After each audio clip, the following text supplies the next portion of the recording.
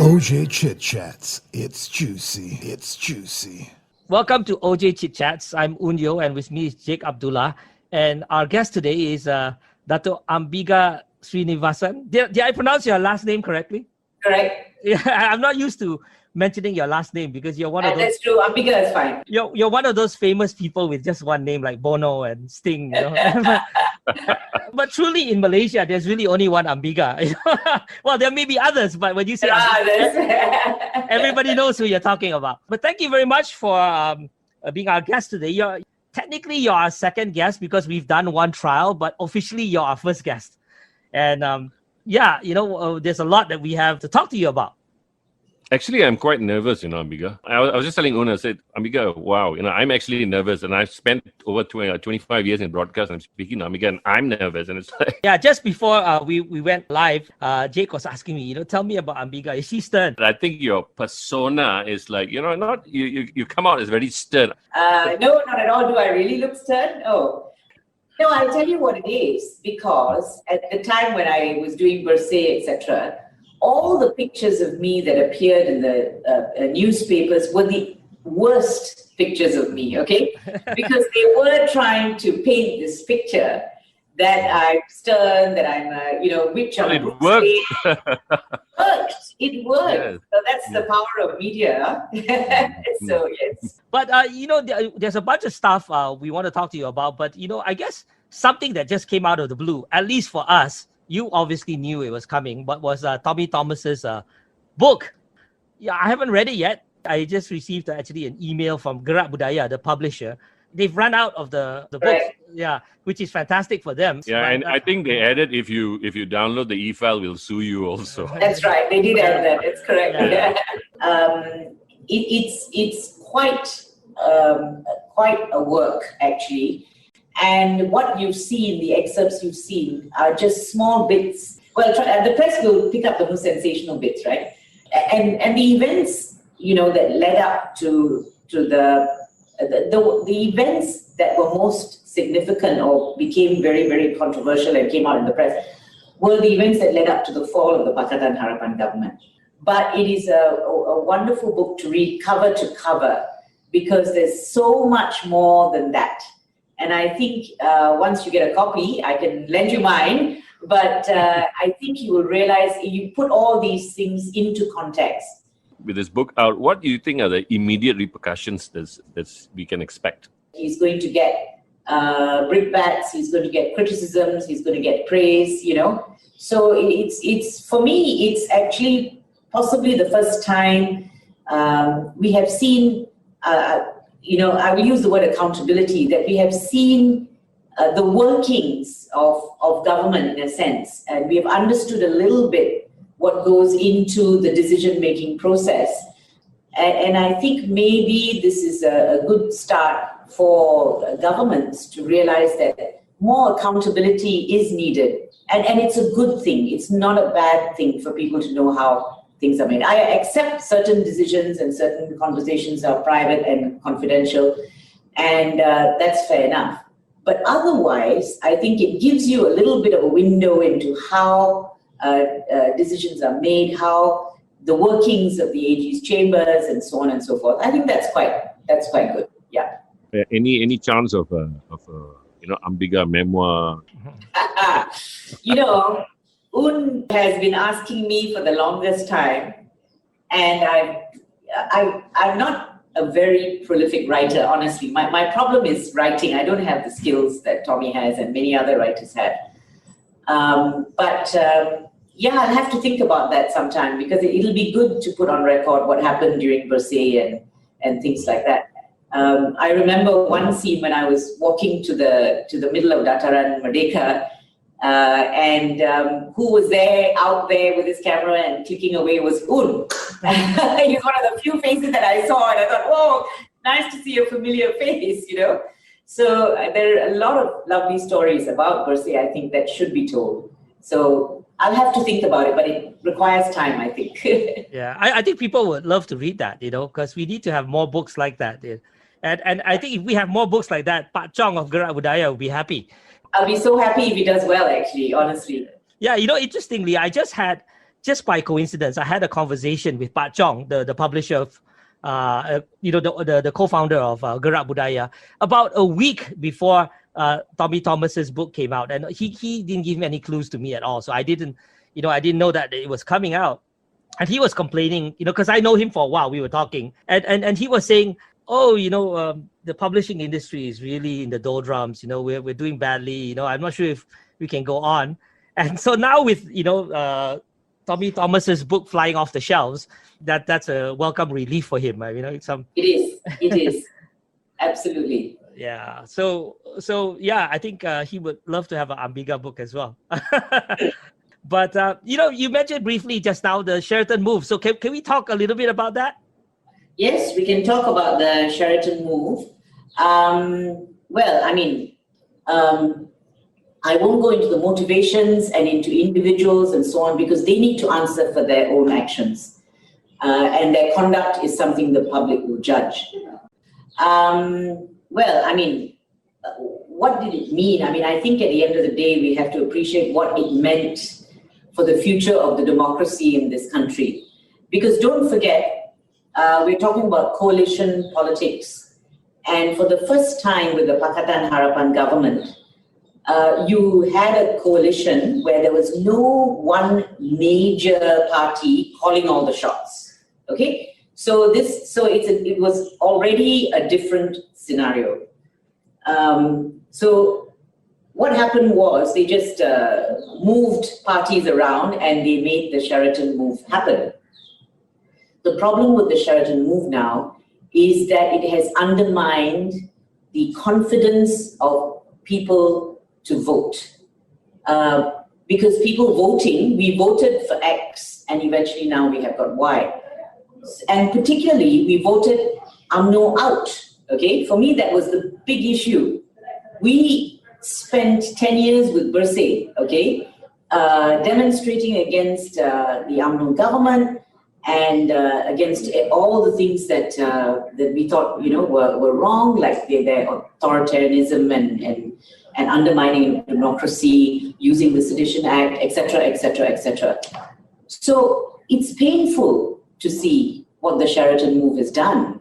It has brought back the very party that we so painstakingly fought to remove. So that is actually, I felt almost like grief. And I think a lot of people felt that because it was so alarming to us that after all that trouble, okay, you bring them back. And I really want to ask those who moved the Sheraton Move, was it really worth it to do this? Was it really worth it to set us back? Because that is effectively what it has done. Coming to today, 1 year, okay, after the pandemic and then the Sheraton Move, what do we have? We have a pandemic raging out of control right now. We have emergency. We have, we have a weak government because they don't have an absolute majority. I'm not even sure they have the majority anymore. And this is what happens when you do things the wrong way, in a sense, when you get into power in the way that they did. Did you really think UMNO was going to play second fiddle? And for how long? They will never accept that situation. And that was the most predictable thing. When you ride the tiger, okay, you can never get off because it's going to gobble you up. And I remember making a comment, this is one tiger that gobbles you up while you're still sitting on it. They will come to regret it. I do think so. And I think they should be regretting it now. Yeah, I mean, you mentioned that you prefer not to comment about individuals, but it's hard to divorce the individual or to separate the individual from the action, that I agree. Because, yeah, so, I mean, I'm wondering, would you be comfortable just commenting about some of at least the key actors in this drama? Okay, I'll tell you what my issue is with that, okay? Which is picking 1 or 2 or 3 people. We know those who were the face of whatever was happening. But it happened because Pakatan Harapan was weak as well. So I am not going to blame one person or two people. I am really angry with Pakatan Harapan because they allowed it to descend to the level where this could happen. If they were strong and united, it would never have happened. And I tell my Pakatan Harapan friends, you really owe an apology to the people of Malaysia, Pakatan Harapan, because you ran on a ticket of unity, etc., etc. But did we have peace? Did we have peace the 2 years of Pakatan Harapan? Now, I know they didn't have much time, and they did do some good things, okay? And they brought back integrity into so many areas of government, yes. But they didn't do the big things, okay? The only big thing they did change was the Undi 18, all right? The what, sorry? The Undi 18, the voting. Oh, right. Yeah. So that was a big achievement, and there are a few others, okay? But what about the big reform agenda? And I remember telling one of them, why aren't you getting rid of the Sedition Act, for goodness sakes? Because if something happens and you're out of power, they'll use it against you. And I was right. But wasn't that because Mahathir didn't want to do it? I mean, Okay, you can say Mahathir because he led the government. As Prime Minister, takes ultimate responsibility. But constantly blaming one person makes you look so weak. I'm talking about the other ministers. We voted you into Parliament. Are you telling me you were so overwhelmed by one person? I mean, is that what you're saying? Then you haven't done your job either. So all I'm saying, yes, all have to take responsibility for what happened. I mean, the key people as leaders take responsibility. But it was also the others that we voted in, that we had so much faith in. So would it be fair to say, I mean, and this is the position I've always taken, would it be fair to say that, well, okay, Mahathir takes some blame for refusing to move quickly enough on reforms, but the others take blame for not putting pressure on him for doing that, because they obviously took the route of trying to placate him. Okay, my reading, and this is also talking to Tommy, it is not Mahathir who stood in the way of reform. Because it was more ministers dragging their feet, taking their time. Some of them were not even for it. Look at the death penalty issue, okay? Let me talk about the death penalty. The great, Liu, he was, of course, the Minister of Law. And he pushed, I know that, because we used to talk to him and say, what in heaven's name are you doing about these simple things? Why is the death penalty still there? He would push as much as he can. But what I was hearing from the grapevine was that it was DAP who opposed it, because their base opposed the removal of the death penalty. So you can go and you can ask them straight, actually, is that the case? So that is what I was hearing. So very easy to hide behind one man and blame him, okay? But I'm sorry, I think there was a lot more going on than meets the eye. So I hold all of them responsible, okay, for the fall of Pakatan Harapan. By the way, I was on the Institutional Reform Committee, as you know, right. And we did this massive report, killed ourselves for 3 months. And then, of course, it was handed to a group called the GIACC under Tan Sri Abu Qasim. But so many of the things we suggested were not implemented. But whose fault is that? Isn't it the top leader who refused to? I mean, I know you don't want to. No, but I think that's not fair. That's why I'm saying it. How do you know he refused? No, but Mahathir being the strong man that he is and has always been, if he wanted to abolish the Sedition Act, he could have done it. Well, you'll be surprised that some of the people inside that I spoke to were also against it. Yeah, don't assume it was... don't assume it's just... No. It. But what about what's your take on it? But he's the easy target, huh? Don't get me wrong, huh? That's why easy to blame. I have a different view because I talked to some of the ministers inside. I know what was holding them back. And I can tell you it's not, it's a lot of things, a lot of factors. Some actually thought we should continue with the Sedition Act. Do you know that? But I mean, I think DAP will be quite cross with me because I've said that they are anti the abolishment of the death penalty. And I know that there are people within DAP who are trying to get it through. But it was not easy. Okay, for example, the political funding amendments, the changes to the law in relation to that. Who do you think was opposing that? It was the parties within, yes.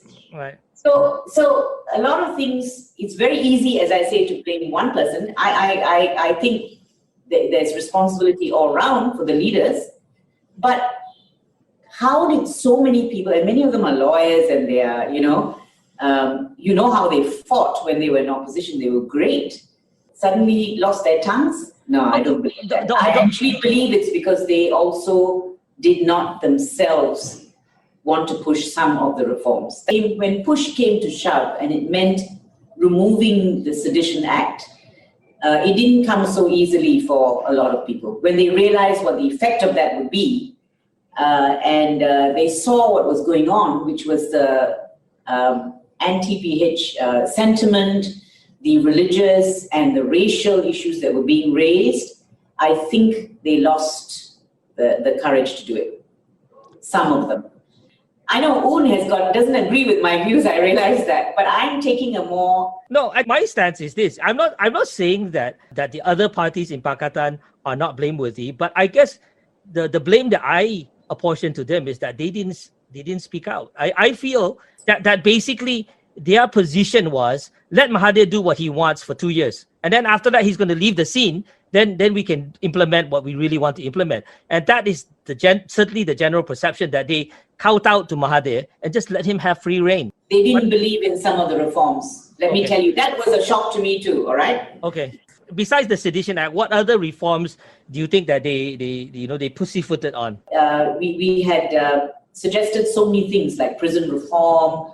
We had suggested the various legislation, the SOSMA and all of these to be amended. None of that was done, except SOSMA. I think there were possibly some changes.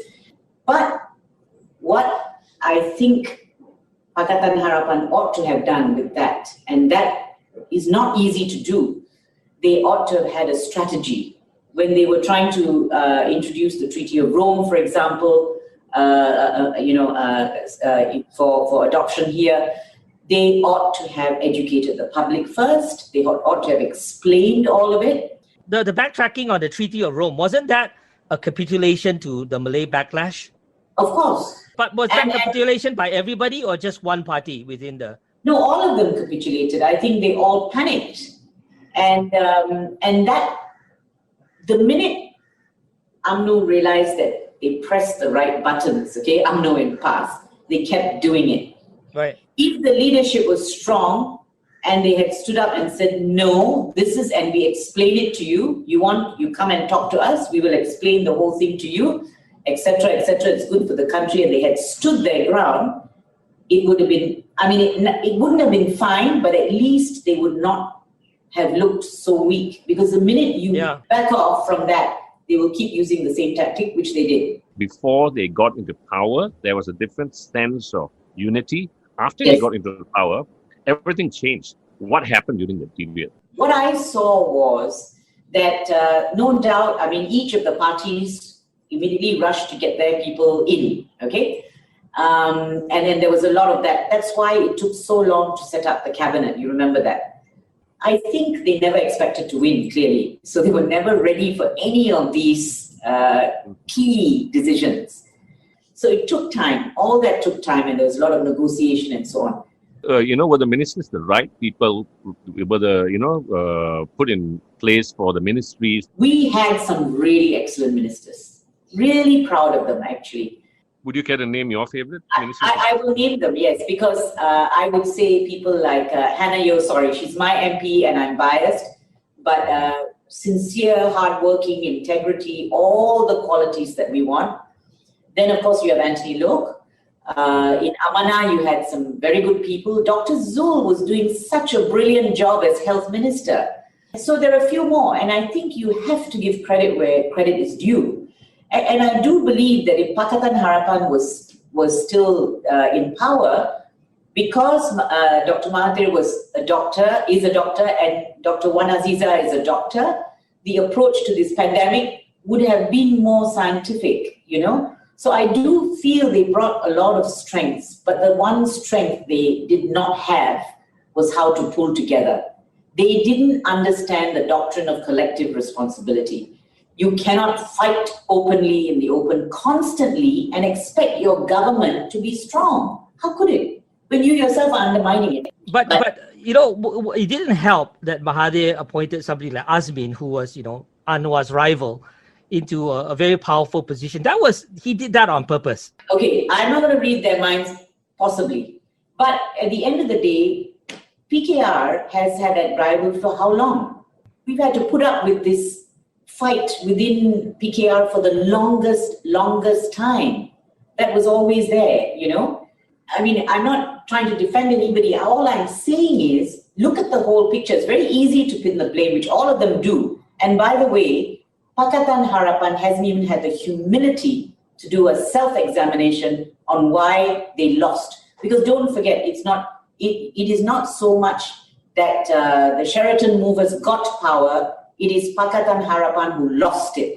And they need to do some serious self-examination about why that happened.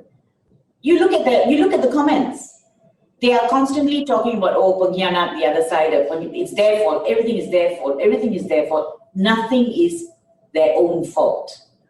And as I said, they actually owe us an apology. I personally think they should apologize for failing because our faith was in Pakatan Harapan. So going forward, what do you think each of the parties should do? I mean, let's break it down. Okay, first of all, it's self-examination. And stop blaming everybody else. Start looking at yourself first and see whether any of your own weaknesses caused the problem. Okay? So PKR, yes, will definitely have to do that because there was so much infighting in PKR. Look, do you remember the elections, the party elections? It was so painful for the whole country. Why does it have to be so painful for the whole country? It's something you all have to do as a matter of course, and even that was so highly politicized. Okay? But that was because they had two factions in there, right? Now that faction has left. Do you think that they will be more united now that? I mean, they should be more united now. I would imagine if that's if that's the test. It's very clear that what were the shortcomings of PKR, right? Because of the infighting I and think things so. like that. But what would you say was the mistake that DAP made? When a couple of their leaders spoke up outside, when they speak, I think there is a lack of humility in the way they approach the subjects that they do. And for a long time, they were still doing this opposition thing. But you don't go on and on and on and on about kleptocracy and which were things you were saying as opposition. That's why I said the transition to government was actually difficult for them. And maybe sometimes they need to take advice. Oh, by the way, their communication skills were appalling, all of them. They didn't know how to sell what they were doing, okay? And I remember saying it so many times, please get a proper media, sell what you're doing, okay? Because they're in power. What is the excuse? You hold the reins of power and you don't do what is necessary to communicate with the people. And do you remember initially they used to come out and have open press conference, right? And then they would all take questions. What a refreshing change that was. But it soon petered out. Why? The COVID-19 and the pandemic situation. What are your thoughts on how we can actually sort of at least control the situation? Well, we have some experts in infectious diseases. We have some very, very good people. And they're not in the task force, the federal task force. If you look at the way Dr. Zul handled it, every day we got information. And actually, the DG did very well initially because he was giving us very good information. But now suddenly we have numbers, okay? Very, very high numbers. Then they say those are not current numbers, those are from the past. Well, what do you mean by that? And you say stay at home, but you are keeping all the malls open because we cannot close down business. So can we go out to should we go out to the malls, to the shop? Where's the clarity? And we don't know what that's doing to us. And of course, there's the vaccine rollout. I don't know if we're getting enough transparency on that. So it looks as if it's just not being handled, that politics still takes top slot for all of these people rather than getting the pandemic under control. So that to me is a problem actually. I mean, there is a general perception among the public that, for example, the emergency that we're all under right now is not necessary for combating this pandemic, and that it was it's just political expediency. That's absolutely what I think. Because I know what, you see, I think it's time for us to have a lawyer as a prime minister again, okay? Because when our prime ministers were lawyers, they understood how the constitution works, okay? So emergency is a totally unnecessary move. It is like using a nuclear bomb to kill a fly, all right? You didn't need it for the pandemic. My own reading is that it's clearly so that Parliament cannot sit. And actually, in my view, and a few of us did issue a statement to say that you cannot suspend Parliament during an emergency because you have to put the declaration before Parliament. So it was not proper to do that. And there are also issues with the legislation that was brought in under that. You never use the emergency so easily because it is a very, very, very bad precedent. Because effectively what they're doing is using the emergency to stay in power. That is unacceptable. Don't talk about democracy once you start doing that. It is an autocracy. That means a minority government is using extensive powers under the federal constitution to retain power. And this is all down to the prime minister. This is down to the government. It's not the king or anything. It is the government because they are the ones, the prime minister is the one who advises the king. This emergency is ridiculous. It's absolutely, they really need to, and I think there are many suits pending in court. Yeah, do they have any chance, do you think? Oh, I think there is a good chance because to me the law is very clear actually. To me the law is very, very clear. It does not, this situation does not justify an emergency. Because it's stipulated in the constitution, it has to be public security and all those things. This doesn't satisfy that at all. Right. So you see, but okay, here's the thing about the pandemic the world over, and it's this: it actually allows autocracy to thrive because people are scared. So they're prepared to listen. They want to listen to their government. Because they're scared. They want this disease to go away. That is the best time for autocratic governments to bring in all kinds of legislation and all kinds of measures. That's what's happening here. And the pandemic also has exposed all our weaknesses. The way we treat refugees, the way we treat the vulnerable, the way we treat the minorities. It's appalling. And the way we continue to do that, prisoners in prison, okay? And I'm afraid Malaysians also fall into this trap. When you look at social media, the way in which they attack migrant labor and all of them is terrible. I'm so shocked, actually. And it's because we have a culture of racism. Racism has become mainstream in Malaysia. That's another problem that we need to look at. So they say, yeah, they should go back. All these people should go back. But they've been helping us build our economy. They're doing jobs that we don't want to do. All we need to do is make sure they have a safe place to work and a safe place to live. And that's our responsibility. You mentioned racism. I mean, were you referring only to racism towards migrants or are you talking about society in general? Oh, absolutely, society in general. That's why I say it's become mainstream, that it's okay to discriminate on the grounds of race in Malaysia, full stop. What was it heading there even under Pakatan during his 22 months rule? To be fair, no, actually. That was not the philosophy of Pakatan Harapan. Right. That was not. But it's a reaction to Pakatan Harapan, okay? And they were unapologetic about doing that. Completely unapologetic. You know, that appalled me. I have to tell you on a personal level, I was so appalled. You're talking about Perikatan, right? That yes, Perikatan.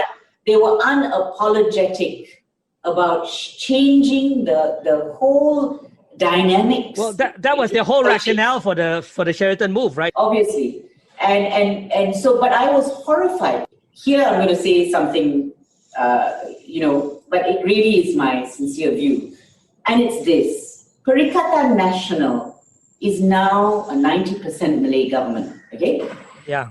That's what they wanted, clearly. It is also 90% male because they got rid of so many women. So they've got the government, this ideal government, unity government, or united government that they wanted.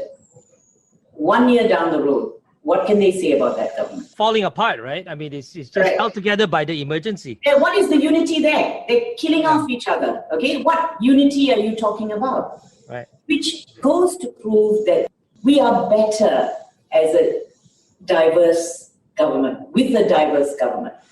Doesn't 1 year of Perikatan Nasional prove that?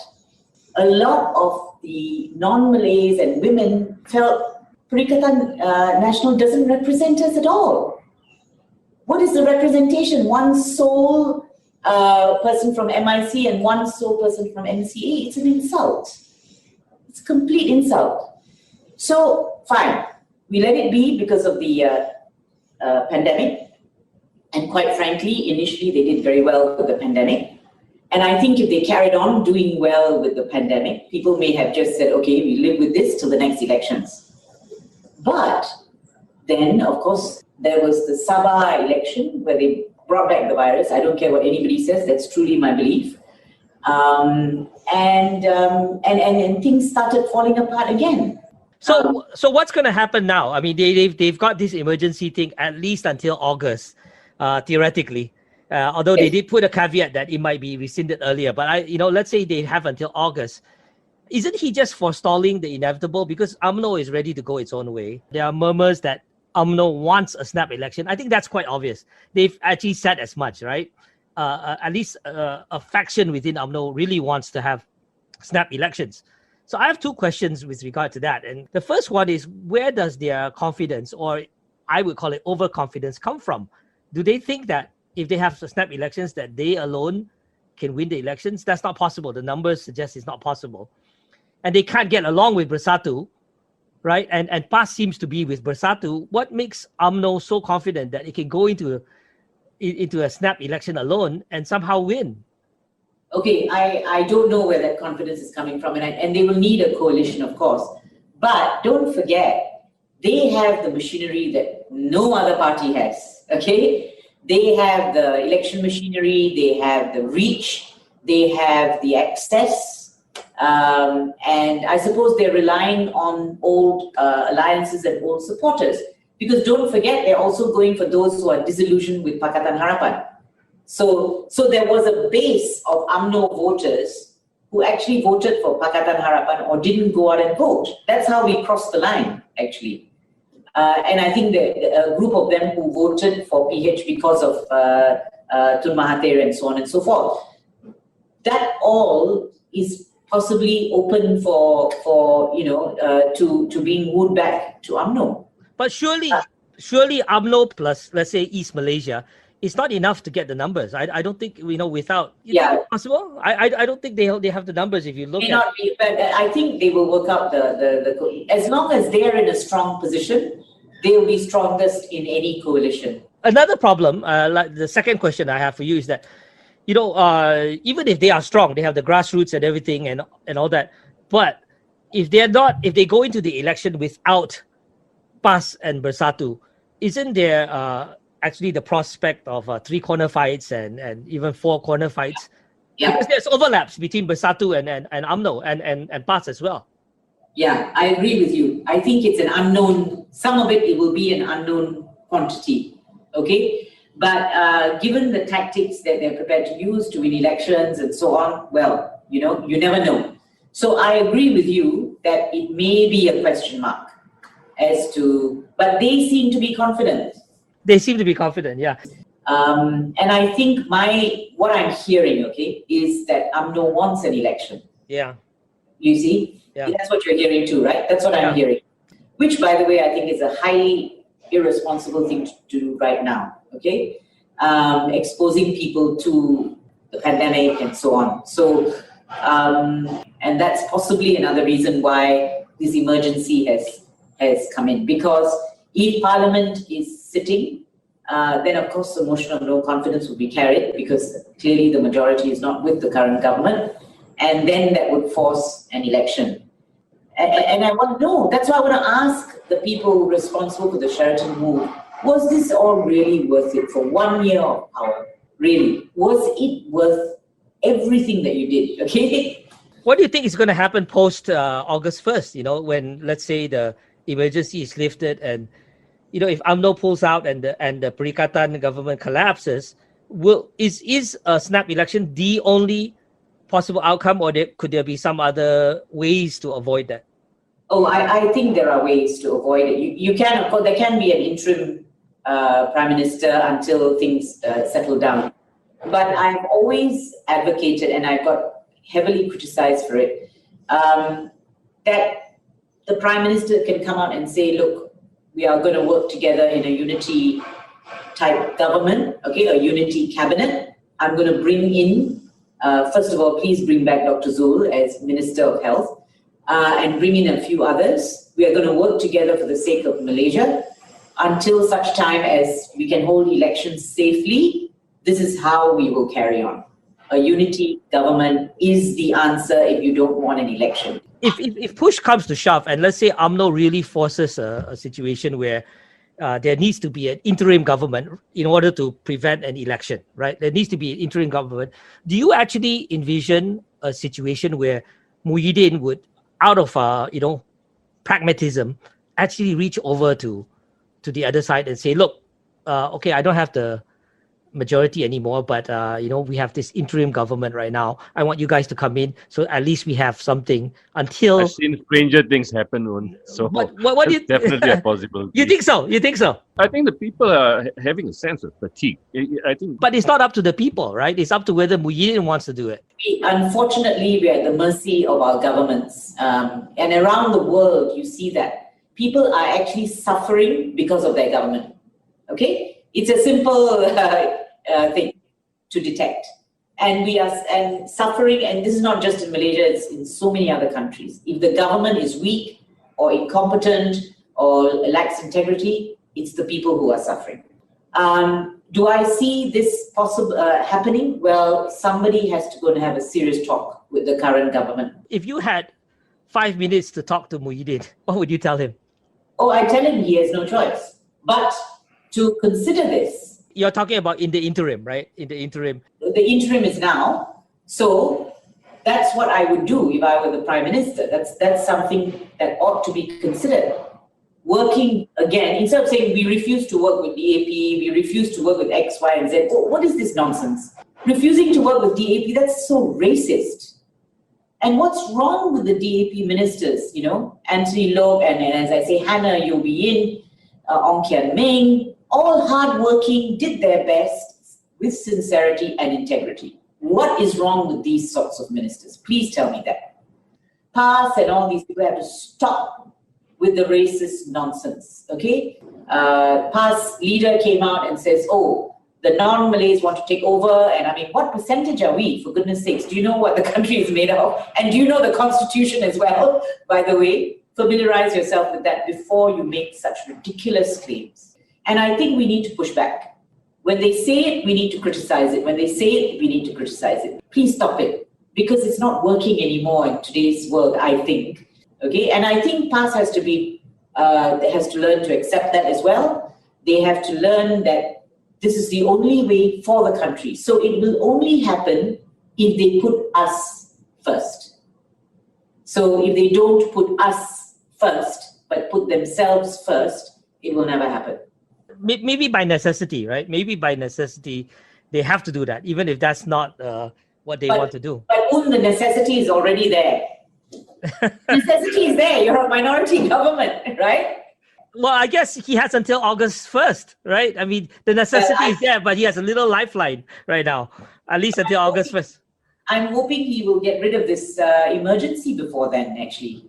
Or maybe if the court cases actually rule against it, which you think is entirely possible. So right? for me, the law is clear, but I wouldn't want to preempt what the courts are going to decide. But to me, it's quite clear, because it's a dangerous precedent you're setting for bringing in emergency whenever you feel threatened. Right. That's not acceptable at all.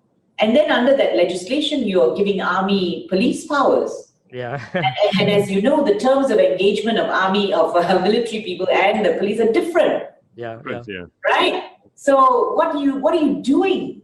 When I speak to my friends or even just normal people, and in their own way, they say, "What's the point of voting?" That's the sentiment now. Why do I don't even know who to vote for. Well, I mean, I would first say I know exactly how they feel because I did feel that too initially, okay, over this. But the alternative is worse.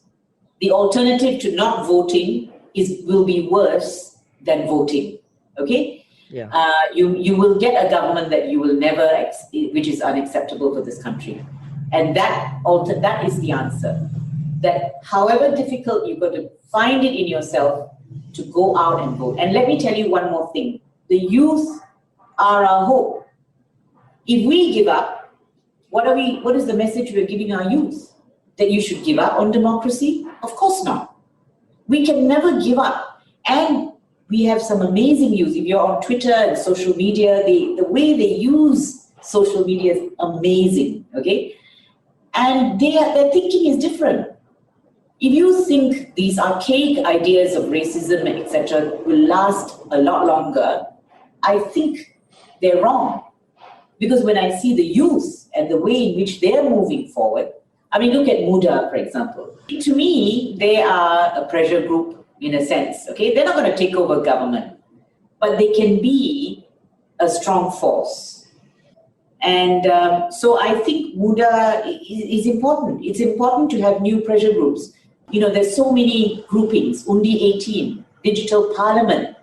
Amazing. Did you watch Digital Parliament? That really gave me so much hope. You had people from all walks of life, okay, who came out, and did you hear the passion with which they spoke? That is what needs to be tapped. But I think the older politicians should step aside for the younger generation. I do agree with you. I think there's the shift of mentality, thought process has changed so dramatically. It's escalated in the last decade, and we're still stuck with a bunch of I hate to say it, really old ministers who cannot make the transition and are actually suppressing the youth from coming up. That sentiment that you expressed, and Jake as well, which is that the old guards should move on and let the new generation come up.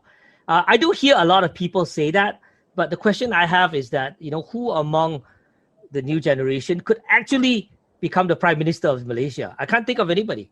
Okay, I'm not saying they must immediately be made Prime Minister, but what I'm saying is you've got to allow, and it's not just youth, it's fresh ideas.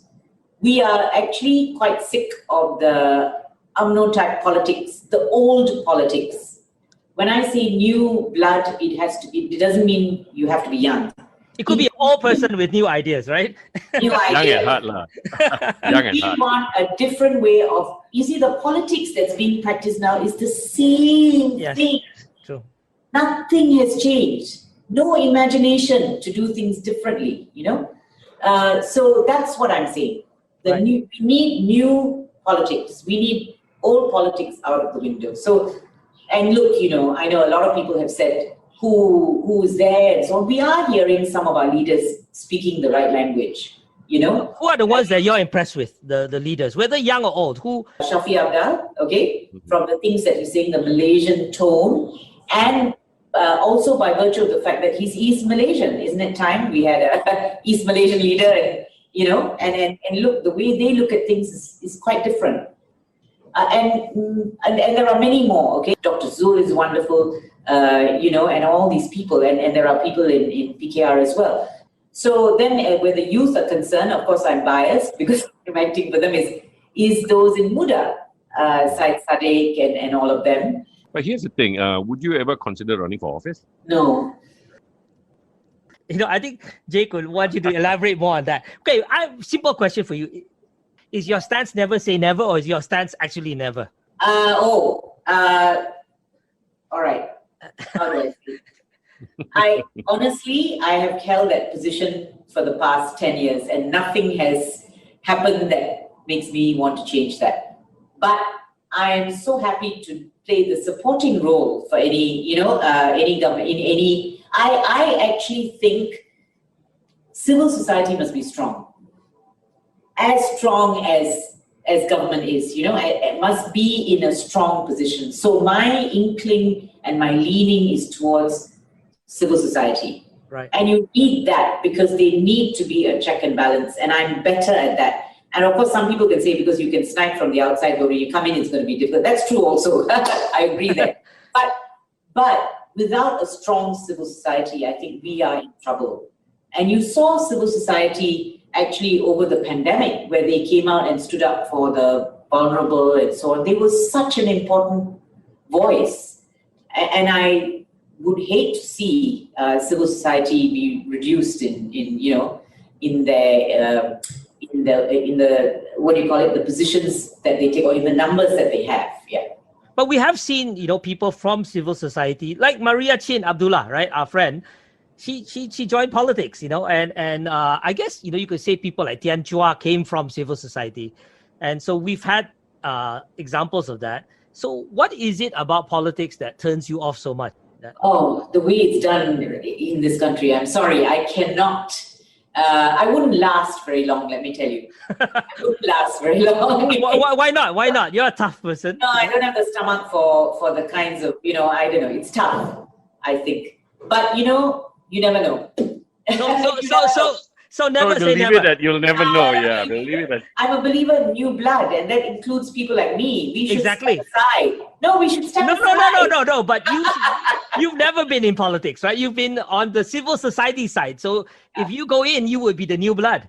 I'm very happy as a lawyer and in practice, because I also think I do public interest litigation, and I think you achieve a lot by that too. So I like that role, and I'm not sure that I would want to change that.